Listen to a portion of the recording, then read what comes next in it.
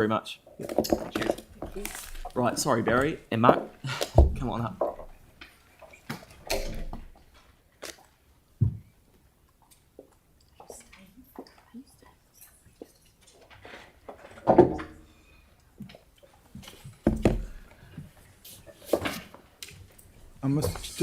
Kelly and I will step back from this one as well, just because of the connection through VO. Perhaps. Can do if you want. Just to keep it, Yep. All good. All good. Whatever suits. yeah. Okay. Morning, Tato. I'm here because David Kennedy's on leave this week. So look, we've got some drone footage to show you. You've received the update and happy to take any questions. Kent Somerville may join us at some stage, but if not, I'm sure Mark and I can handle it. So Mark. This is drone footage from a couple of weeks ago. We're starting northern end of the site. You can see there the steel structure has now been completed. Now coming along the western stand, this is the Madras Street side of the facility. Working there on the roof, you can see all the roof purlins and that. They're the members going across the white steel frames. As we come past there, you can see the roofing, the solid roofing at the side, and also just down below there you can see the glazing going in on the west elevation. As we come through now, you can see the solid roof has now been completed, so that's up to the southern 22, and we're coming through now. Most of the cultural narrative facade on the south elevation along Churm Street has now been completed, looking really stunning. Now moving around onto the east stand and Barbados Street.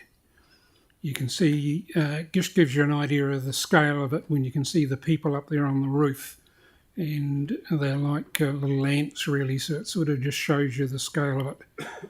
Once again, just moving down the east elevation, you can see the working on the facade and also just on the roof, and we're coming back to the north end. So they're starting the preparations now for the ETFE, the clear roofing, which will start from that southern 22, come right over the flat part of the roof, and then the solid roof will go all the way around, and then the north elevation will have glazing going in to let the sun in for the turf, just so that it'll grow. So that's the drone footage. Through you, Mr. Chair, I'll just take the report as written, but just a couple of things from the report, I guess. The thing you like to hear, we're on programme and on budget and no quality issues. They are progressing very well. We're still maintaining a strict control on the contingency and risks. As I said, the roof is now finished.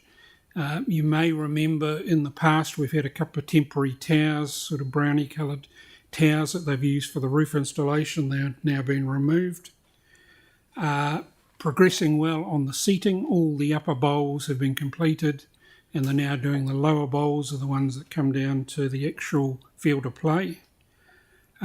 Installation of the services is progressing well on the stands, and also working on the not today, but painting all the steelwork, doing the touch-ups, putting one final coat of of paint over all the steelwork, which they're doing by roller. So it's quite a painstaking job doing that. Fit out is progressing well inside, so they're doing a lot of the toilets and players areas, and that have been completed. As they complete those areas, they're locking them off, so doing the defects and then shutting them so nobody else can get into it. Also working on the bar areas, and another milestone, we had the replay screens and the ribbon boards, which are going to be at 2 levels, field of play and at level 1. They've now been delivered, taken into storage at Wolfbrook Arena, and we're also watching grass grow out at off-site where they're growing the field of play. But We had a neighbours site tour on the 24th of March. The neighbours were very happy with that they could actually see what's been happening on site. And we also had a media tour there on the 14th of April, which was well represented there as well. But and just the final comment there, B6 Watback ahead of all their sustainability targets on the project.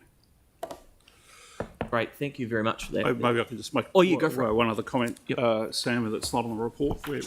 We are spending a lot of time at the moment working through the commissioning and testing program. So that comprehensive program and has been delivered by B6 Watback to the project team.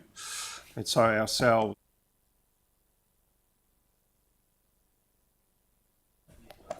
Sorry. So ourselves, council and VO are working through that commissioning program. There's 600 separate items to commission, so it's a very comprehensive program. And obviously, we've done a risk assessment to work out the areas that that the project team will be on site to witness that sign off. But our understanding from VO and council is they'll probably be there for 2/3 of the commissioning sign-off process. So there's a lot of minor items and they'll be there for all the major items. In addition to that, there's quite a significant training program that is being organised as we hand over the facility and the operation of the facility to Venue Sortatahi. So that's all been planned and scheduled and locked in for the next 12 months. So as we work through areas, those areas actually get closed off and no one's allowed into those areas because they've been signed off. So there's a lot of activity going on, just making sure we are now sort of heading towards the commissioning phase of the project. So I just want to reassure you that that is a major review that's going on at board and management level at the moment. Thank you for that. That's really useful. Any questions, Phil, and then Yanni? Thanks, guys. Is just getting down to some weeds a bit. That FTE stuff or the plasticky stuff, is that great big rolls like carpet sort of thing, or is it sheets, or how is it? What is it? Question? They're actually bubbles of ETFE, and they pump air into them, so just to keep them inflated. So they tell me once they're inflated, you can actually walk on it. I don't think I'd be keen on walking on it, but yeah. Oh, so when it's finished, it's there's a gap, so to speak. There is. There's an air gap. Yep. Oh yeah. Oh, all right. I'll come watch you. Great, Yanni? Oh, yeah, thank you.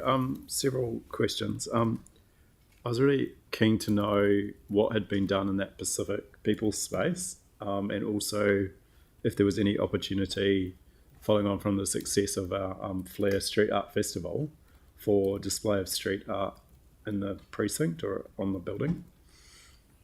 Oh, I could probably answer that. So the relationship with the Pacific community is a long-term relationship between VO and council going forward. So we've largely completed the cultural activation work with Naitua Huriri, and Jane Hulia, one of our directors, has been working with the project team and the VO to reach out to the Pacific community so that we properly acknowledge the church that was on the site in the past, but in terms of arranging future involvement, that very much is a VO and council responsibility going forward. Okay. And again, I'll probably be told you're not the right people to ask, but I'm just increasingly concerned that we haven't got any plan for balance of precinct, and yet we've got a whole bunch of construction happening on site. And so if we don't have a plan for balance of precinct, then we end up duplicating a lot of the service provision, a lot of the planning work. Is there anything going on around balance of precinct that would be good for us to be doing now, working out what we're doing with the surplus property that we own, so that the construction of Te Kaha can actually be done in alignment with whatever we're proposing to do there? I think, Barry, it's probably a question for Andrew, and it might be something we don't necessarily have an answer. Feel free to add something in. The other thing I want to say is that we're open to be engaged with any of those discussions as it may affect the project. So obviously we've been involved with the streets and the upgrades there to make sure that there's smooth integration between the parties. probably Andrew's the best person to answer. Is there a key time frame? Hang on, just Andrew, do you want to add in anything on that? Look, I think it's better if we come back. Yep. Cool. I guess I'm just keen, given how quickly you're progressing on, we'll get to a point where there'll be a point of no return if we want to do anything additional. Do we have a sense of how integral? You did read my mind. I guess probably the best way to put it. But it's not. Yanni, Hang on, Barry. It's not. We've hang on, left this. Wait, I think Barry, we're wait. leaving the site in a position. Can you not hear me? Oh, sorry. Wait. Yeah. Yeah. It's not a question for Barry. Oh, okay. It's a question for Andrew, and Andrew said he'll come back to you. So Right. it's not. Well, their remit is to deliver the stadium on time and on budget, which is what they're doing. Understood. And we'll include them when we need to.